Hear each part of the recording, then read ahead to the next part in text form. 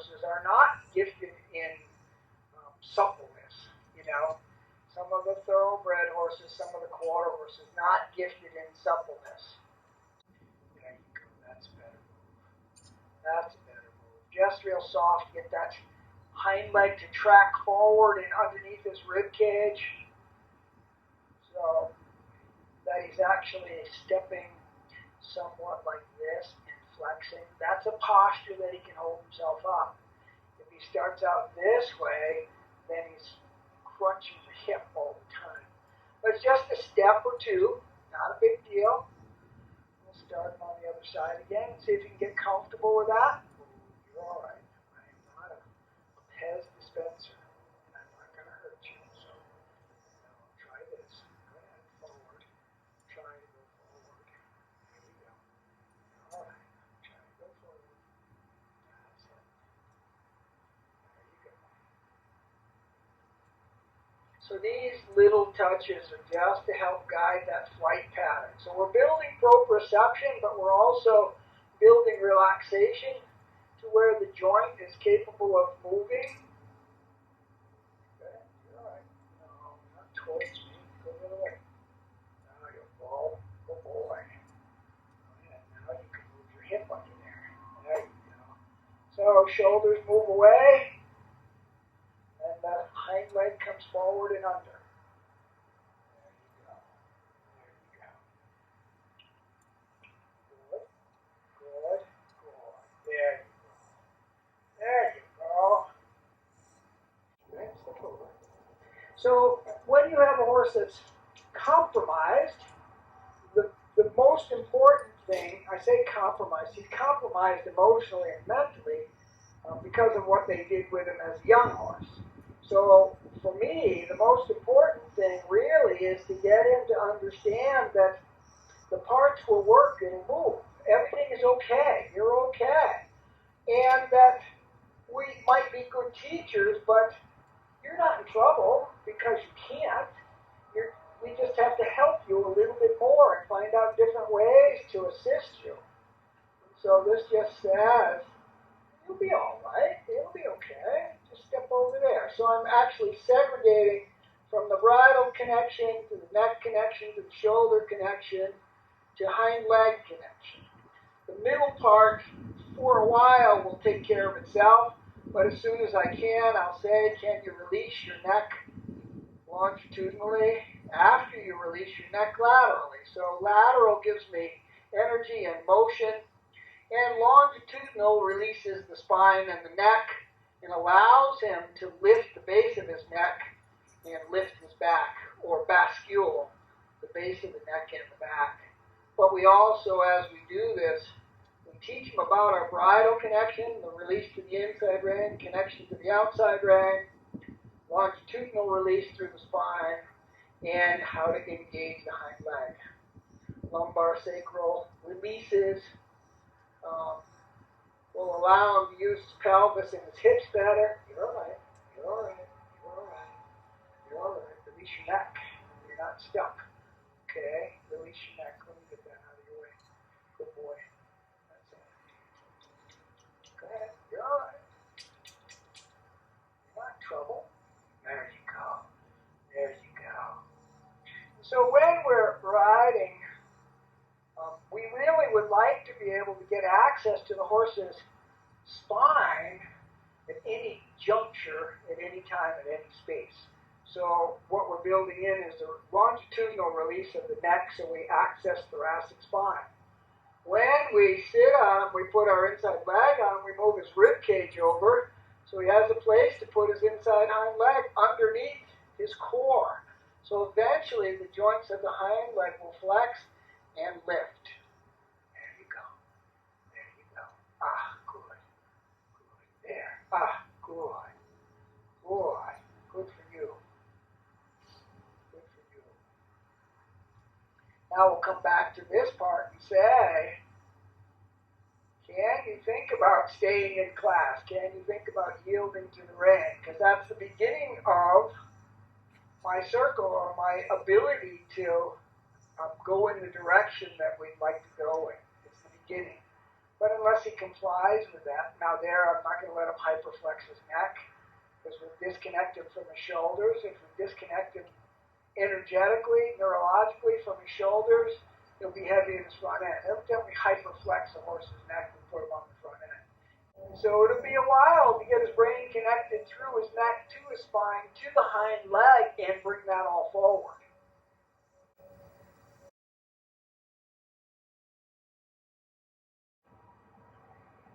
I'm not even going to sit on him. I'm going to let him move his back and see what he does.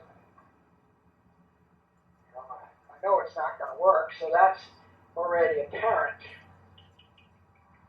So the first thing for me is to tell him that it's okay to be okay. It's all right to use your back. It's all right to be crooked. It's all right to look around. All of those things are okay. He has to have a judgment in order for me to trust his judgment. I keep him in a place where he can't think, that he can't make a judgment. I won't develop a trust in his judgment. He won't develop a trust in my judgment either.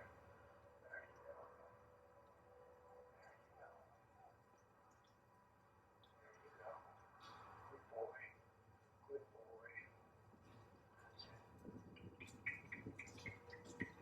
There you go. That's what you need to do, is move your feet. Good boy.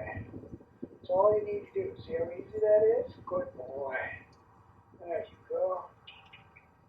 Oh, boy. So activity of the hind end, and he'll be tired tonight.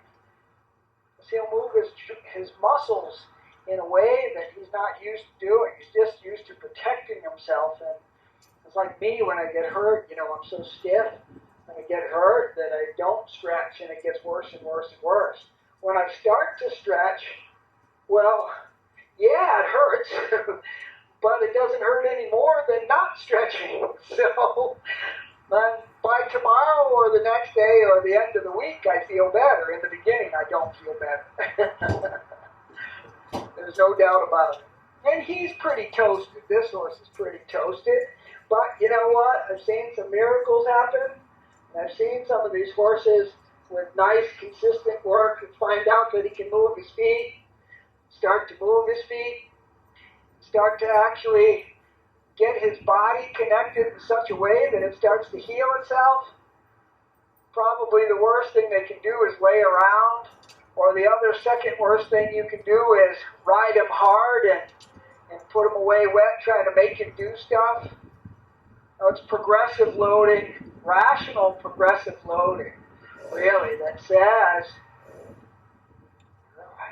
we can help you in a posture to help your balance, to take the weight off of your feet, off of your shoulders. We can help you with the hips and with the stifles and the hocks and fetlocks, so that they start to flex, so that you feel better about it.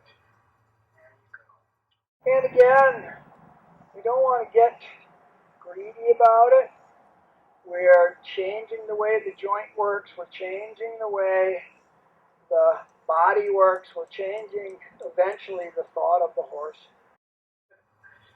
There you go. Easy does it.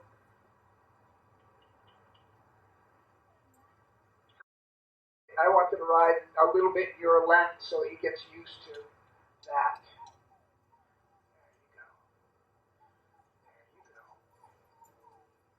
So getting a little bit of the thrust in the hind end, so he puts his hind legs up underneath it. You're all right.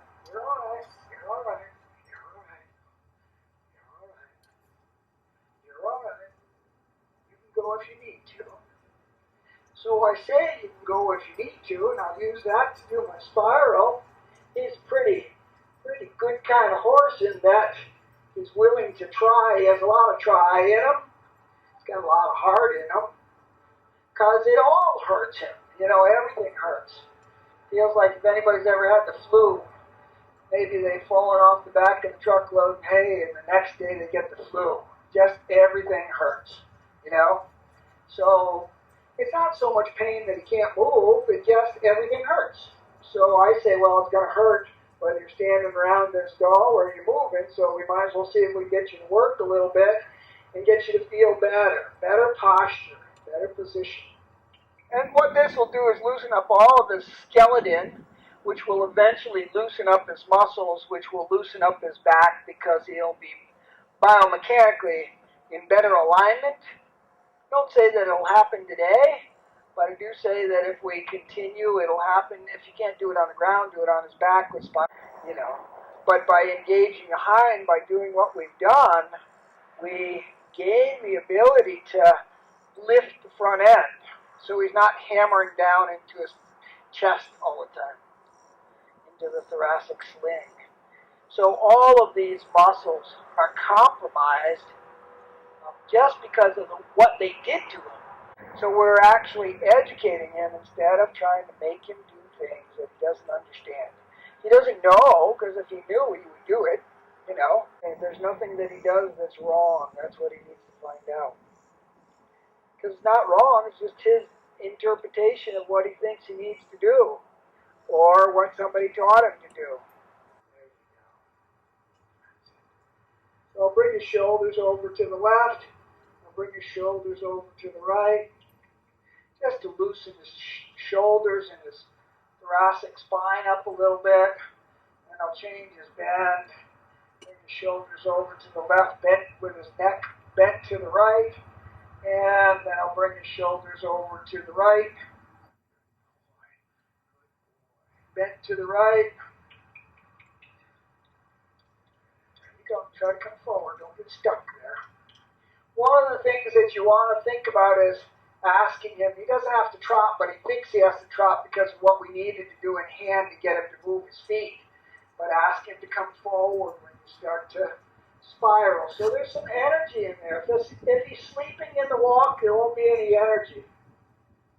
That doesn't allow him to engage his feet. There you go. Good boy. Good boy. Ah, boy. And until he engages his feet, he can't take the weight off of his front feet until he engages the back feet. So the more we ask him to spiral like that, the more he'll start to change his balance off of his front end. To get his front end light enough to spiral, he needs to change his balance. So we don't do it, he does it. And if he does it, he won't overweight his hind end. So then we won't hurt him while we're doing these spirals. Good boy. Good boy. Keep it forward. You're all right. Try the other bend. You're all right. Keep some energy in there if you can. Keep some energy in there. Good boy. You're all right. You're all right. You're doing fine. What are you doing, big girl? You all right? And just walking, he'll sleep like a baby because it's a lot of work to him. A little bit of trot. But you notice as he moves, he's not so sore. He started out gimping along, but as he moves, he gets less sore. So they pretty much ran that hind leg off of him. Because that hurts, his hip hurts. Yeah. And he'll be sore tomorrow. There's no doubt about it. He'll be sore tomorrow. There you go. Good. Good. Because we're moving muscles and joints. But I want to give him some muscle memory, some proprioception of good posture, so you have at least a shot at being able to position him. You see how little I have to move to help him position. He's a nice horse. There you go, try it. Don't get stuck on your shoulder. There you go. There you go. You're all right. There you go. Good boy. All the way down to one. Ah, good. Good. Good. Good boy. Good boy. Hold on. You're all right. Ah, good. That's good. Now I'm going to change him around a little bit so people can see that change. Ah. All right. There you go. So I bent him left, asked him to yield through the bridle, release his neck. So you can see a horse that doesn't know a lot can actually yield through the neck, yield through the bridle, yield through the pole, Yield into thoracic spine. Let's see if we can get you to shift back a little bit, if you will. Hold on, I know. We're just guessing here. Okay, try. See if that'll work for you. So here I'm going to lighten my seat as much as I can, and just put my connection in the bridle for him to shift. There you go. We'll start with that little teeny weeny shift. Right rein's a little bit more up. He's got left, and then I'll go to the left shoulder because he wants to move his left shoulder, so that's okay. Whichever way he wants to move, I'll connect my reins. So I want him to find out that in order to get the pressure off of the rein, he just needs to shift his feet. It's a very small thing. Very small. He hasn't got that yet. They tried to make him go forward without him knowing how to go forward. And then they never showed him how to connect to his feet. Now, can you release your neck? So I'll say, can you release your neck to the right? Can you stretch out? Because I asked him to step back, and he was leaning on against the bridle. He said, well, now that I've squashed my neck, I can't step back and go forward. I said, well, you can relax your neck, and eventually you'll be able to step back. So let's try that. We'll pick up the reins and see if you can step back. Left rein up for left front. There. Pretty good. Better idea. It's a pretty smart horse. He just has never had the opportunity. He's been smart enough to save his life, is what he's been smart enough to do. So he's been smarter than the trainers. There you go. Good boy. See, that time he didn't have to change his neck much at all. The idea, academic idea, he understood. It doesn't have to weigh anything to move his feet. That's what I want him to understand. He can move his feet because he understands how to move his feet, not because I have to make him move his feet. And then he can vascular thoracic spine, because I've lifted my seat up so there's enough room for that. Oh, you're a good horse. I knew you were. You're too nice of a horse to be the way you are, huh?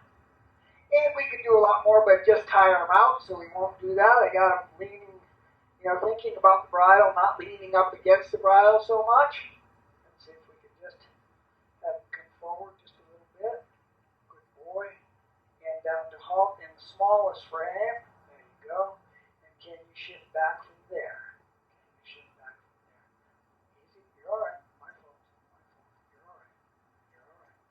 So there's a conversation we're having. Left front, right front, left front. Good boy.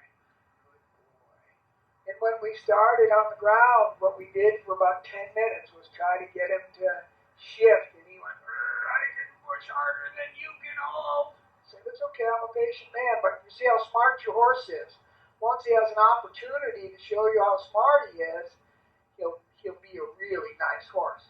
But his balance, biomechanic alignment and his balance is critical to his well-being, because not in a good balance, he'll just pound his front feet to death. So it's by actually allowing him to move gently and well in good positions, i.e. spiraling out circles, so on and so forth, so that in activating the hind legs, not letting them go, because that won't help him. Say, well, just put your leg under there. It's okay. So you put an arc in and put your leg under there. It's okay. Every time he steps with that leg, put it under there. Use your calf. Just touch. And he'll start to do this as you touch with your calf. He'll start to step under. And then he's engaging in this posture. And don't you do it because you don't have a hip. But here's the posture that our horses stand in. They kind of stand like this. And we want them to engage. So they kind of do this. Oh, I'm kind of engaged. But they can't lift themselves up. So try to lift yourself up on one leg there, because that's what your horse is doing in their hind end. So their leg is out there, their hind end is trying to hold them up, but the only thing that's working is the groin and the hip. That's why I want you to do it. But we say to the horse, now if we put you on a little bit of an arch and we put that foot there, get a level spot here, put that leg right there underneath my rib cage, now I can do that all day long. I can do it this way if I need to, but I can't do it with that leg out there. Cannot do it. So biomechanic alignment is what allows our horse to do this and this and this. If it's out here, it only does this. And the hip and the groin muscle are doing what his big voluptuous butt is supposed to do. Because all it's working is this part. It won't work, it won't carry him. So he has to go like this in the front. Now he's here on the front, he's really heavy, but he's here behind. So now nothing works. His spine doesn't work, his back doesn't work, his feet don't work, his balance doesn't work. Nothing. There's not a thing in there that works. It doesn't take 12 years. It doesn't take 12 months. 12 days, he'll feel like that. So that we set our horses up to fail. You can see where his hips are, even here standing. His hips are way back here. His hind legs are way back here. How's he going to be engaged in that posture? It's not. But, let's see if we can do it this way. Okay, good Adam, you're smarter than you know, and you're smarter than you let anybody else know. Try that. There. Now he's engaged. Now he's engaged. There. Now pelvis starts to coil, hips come forward, hind legs underneath the core. Now he can lift himself up. Gently and in little spaces, but now he can support himself. Does that make sense?